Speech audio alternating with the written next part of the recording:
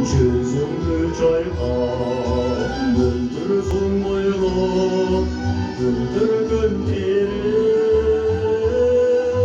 çürçeli boylum. Gitti kan damlan,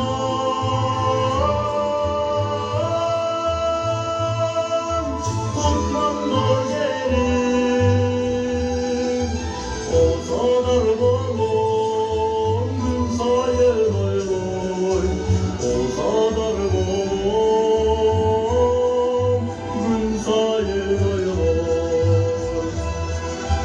Doğruçiye, kara çayına, tokoyda bulbul,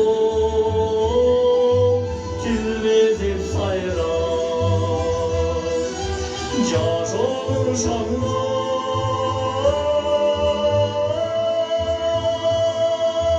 uzasın çalıp,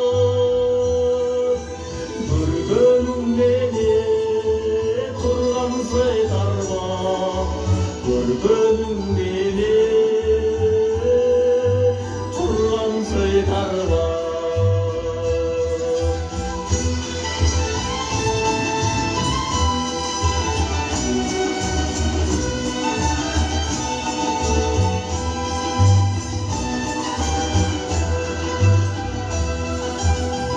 Çölüme koyup hatır çutandı, armansız günler özümde kaldı.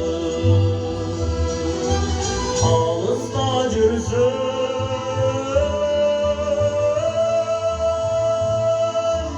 sender hep dayım,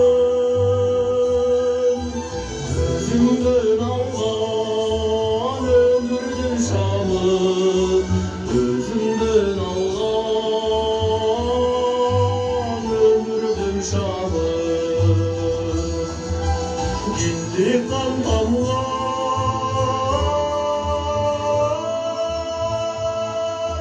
tutmandı yerim,